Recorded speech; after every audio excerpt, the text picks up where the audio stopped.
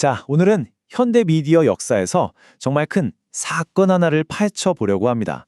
만약 이게 성사됐다면 지금 우리가 아는 모든 게 달라졌을지도 모르죠. 이 한 줄의 뉴스 정말 충격적이었죠? 이게 만약 성사됐다면 정말 어마어마한 엔터테인먼트 제국이 탄생할 뻔했습니다. 그런데 스트리밍의 제왕 넷플릭스가 거의 다 잡은 왕관을 스스로 내려놓은 겁니다. 대체 왜 그랬을까요? 지금부터 그 속사정을 한번 들여다보겠습니다. 이게 바로 오늘 우리가 풀어야 할 가장 큰 질문입니다. 아니, 모두가 탐내는 그 엄청난 회사를 왜 포기했을까? 오늘 이걸 끝까지 보시면 여러분은 넷플릭스가 대체 무슨 계산을 했던 건지 그 속내를 확실히 알게 되실 겁니다. 우선 이 거래가 도대체 뭐길래 이렇게 다들 날렸는지, 그 판돈이 얼마나 컸는지부터 한번 보시죠. 바로 워너브라더스 디스커버리라는 콘텐츠 업계의 진정한 거물입니다. 보세요. 워너브라더스 디스커버리가 가진 건 HBO, DC 유니버스, 해리포터, 이게 그냥 TV쇼나 영화가 아니잖아요.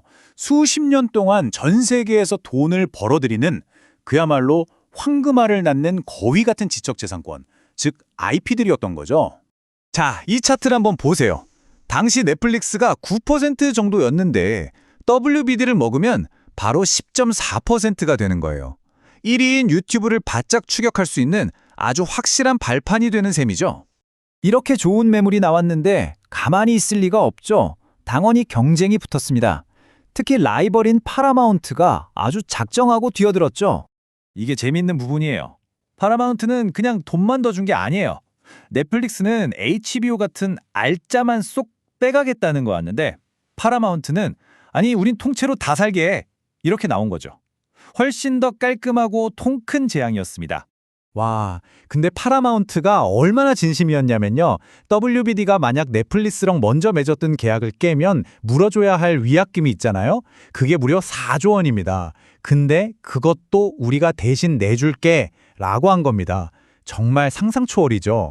자, 이렇게 판이 점점 커지니까 넷플릭스도 정신을 차리고 이 거래를 다시 뜯어보기 시작합니다. 그랬더니 세 가지 아주 결정적인 위험 신호를 발견하게 된 거죠. 첫 번째 단서는 바로 돈, 구체적으로는 빚이었습니다. 워너브라더스 디스커버리는 정말 화려한 컨텐츠를 가졌지만 그 이면에는 어마어마한 빚이 있었거든요. 보세요. 부채 규모가 무려 50조 원. 넷플릭스가 아무리 잘 나간다 해도 이 정도 빚을 떠안으면 회사가 휘청할 수 있다는 거죠. 신용 등급은 떨어지고 재정 압박은 엄청날 거다, 이런 경고가 쏟아졌습니다.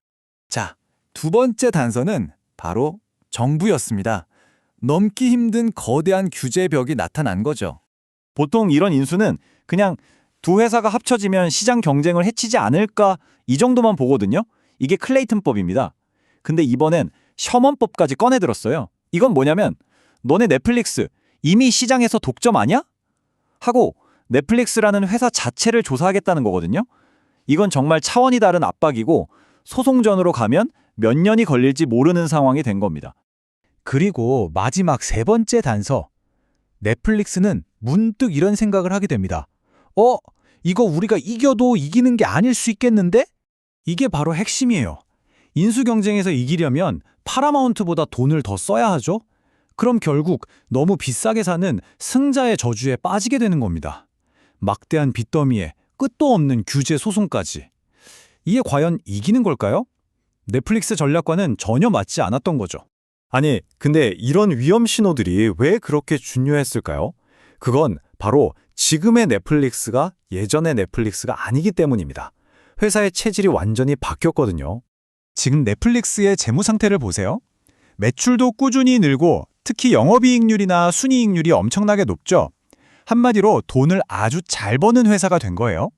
굳이 위험한 도박을 할 필요가 없는 아주 튼튼한 상태였던 거죠. 바로 이겁니다. 이게 가장 중요한 변화예요. 예전에는 무조건 가입자 수 늘리는 게 목표인 성장주였다면 이제는 차곡차곡 현금을 쌓고 주주들에게 이익을 돌려주는 현금 창출 기업으로 변신한 거죠. 넷플릭스 CEO가 직접 이렇게 말했죠. 이 거래 되면 좋고 안 돼도 우린 아무 문제 없어. 우리 회사는 이미 엄청 튼튼하니까. 이 말 한마디에 모든 게 담겨 있는 겁니다. 이제는 무리한 인수가 아니라 우리 힘으로 성장하겠다는 자신감이죠. 결국 이 사건은 단순히 넷플릭스가 한 건의 거래를 포기한 게 아닐지도 모릅니다. 어쩌면 스트리밍 전쟁의 시대가 막을 내리고 새로운 시대가 시작됐다는 신호탄은 아닐까요? 이제는 누가 더 큰지가 아니라 누가 더 수익을 잘 내는지가 중요한 그런 시대로 말이죠.